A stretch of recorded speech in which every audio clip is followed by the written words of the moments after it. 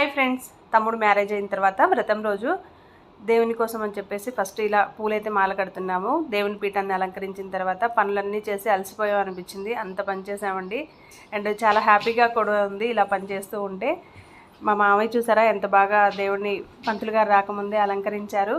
మా మరదలు వచ్చిన ముత్తైదులందరికీ పసుపు రాస్తూ ఉందన్నమాట.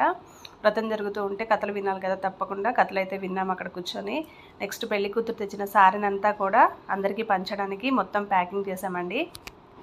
పంతులు గారు కొట్టిన కొబ్బరికాయలు ఉంటాయి కదా, మనం కొట్టినవి అన్నీ కూడా మా మామయ్య అయితే ప్రసాదం కోసం అని ఇలా చేస్తున్నారు. వీళ్ళంతా అమ్మమ్మలు, చాలా యంగ్గా ఉన్నారు కదండి. అమ్మమ్మలు అని చెప్తే నమ్మేటట్టు లేరు కదా.